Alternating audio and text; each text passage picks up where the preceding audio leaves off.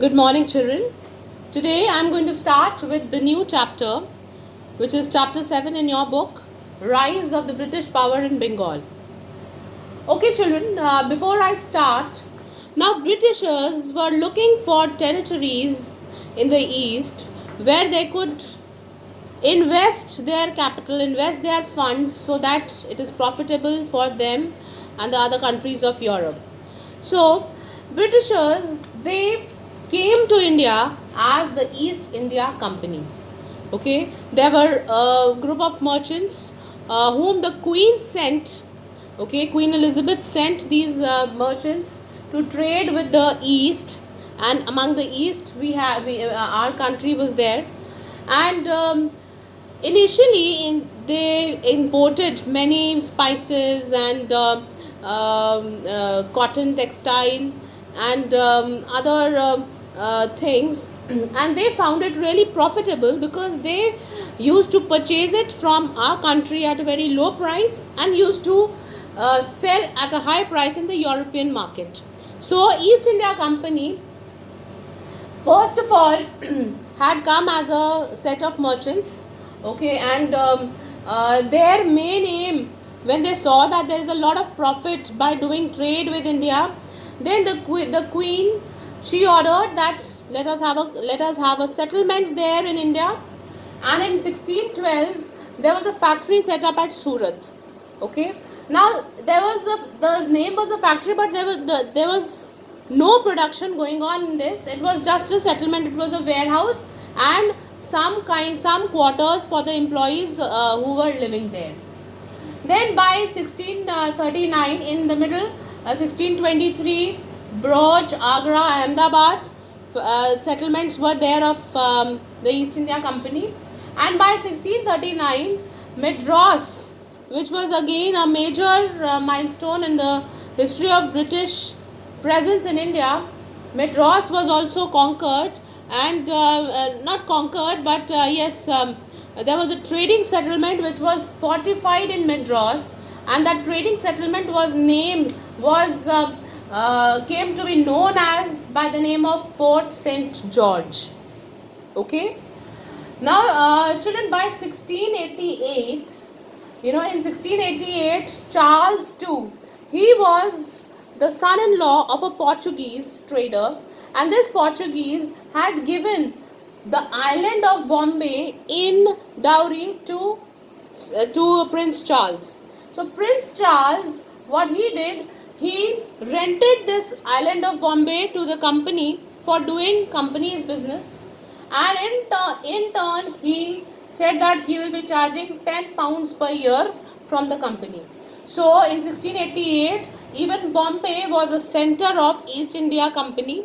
East India Company was functioning from Bombay, and it became the chief settlement of the British.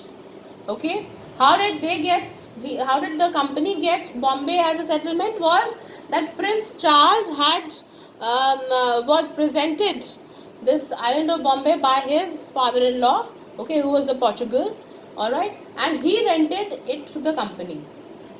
Now, children, by 1690, the British trading settlement in Calcutta was fortified, and this was a very important settlement, and it was known by the name of Fort William. Okay, so this particular settlement, now the whole of the presence of the East India Company was basically in three areas in India. That was Madras, Bombay and Calcutta. Now, for the governance of these three regions, the Britishers named these three regions as presidencies. Okay, now these presidencies had to be governed or had to be looked after. So there were various governors who were assigned the administration of these presidencies. Okay, so the British East India Company, they appointed various governors to take care of all these presidencies. Clear? So by 1690, by the end of the 17th century, now gradually what happened was that the company had its presence in these three areas, which had covered almost all of India. Okay, prior to 16th century, India was ruled by the princely states, and somehow they were scattering. Clear? In the previous chapter, we read how the princely states were governed by various rulers. So in Bengal, Murshid Quli Khan was responsible for the governance of Bengal at that time. Now, children, a very important, you can say a very important event that took place in 1717 was that Farooq Shiar, who gave the Britishers some duty-free rights. Now, what do you mean by duty-free? Duty-free means tax-free. Okay, so Farooq Shiar was the one who gave Britishers to do the trade without giving any tax in the regions of Bihar, Orissa, and Bengal. So Bengal was consisted of these three regions. So Bihar, Orissa, and Bengal, the Britishers through the East India Company could carry the duty-free trade because Farooq Shiar had granted these rights to the East India Company. Now, because these rights had been granted, so the East India Company was putting its grip on India throughout India, and by the end of 18th century, the whole of India was under the grip of British. Okay.